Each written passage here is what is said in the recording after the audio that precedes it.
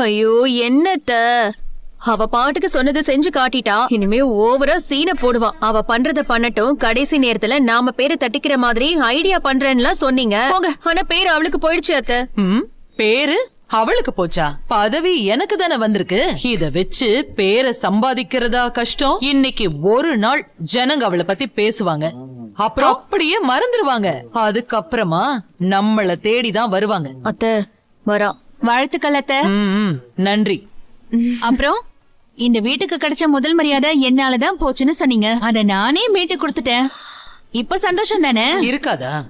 ரொம்ப சந்தோஷம். அதுவும் யாரு என்ன டம்மி பீஸாக்கி ஓரமா உட்கார வைப்பன்னு சொன்னாங்களோ அவங்க முயற்சியாலேயே பதவிக்கு மேல பதவியா வந்து சேர்ற மாதிரி நடக்குது. அத பாக்குறதுக்கு ரெட்டிப்பு சந்தோஷமா இருக்கு. எதுக்கு சிரிக்கிற? சொன்னது செஞ்சுட்டோங்கிற மெதப்புல சிரிக்கிறியா? நீ ஜெயிக்கல, இப்பவும் நீ தோத்துட்டு தான் நிக்கிறன்னு எனக்கு தெரியும். அது எப்படி புரியாம இருக்கும்? ஜனங்க உன்னை பதவியை ஏத்துக்க சொன்னதும் நீ ரொம்ப நல்லவ மாதிரி எங்க அப்பா கிட்ட பதவியை ஏத்துக்க சொன்னல. அது எதுக்கு? எங்க அப்பா கிட்ட நீ போட்டுக்கிட்டு இருக்கிற நல்லவ டிராமாவை மெயின்டைன் பண்றதுக்காக தானே அப்படி நீ சொன்னா?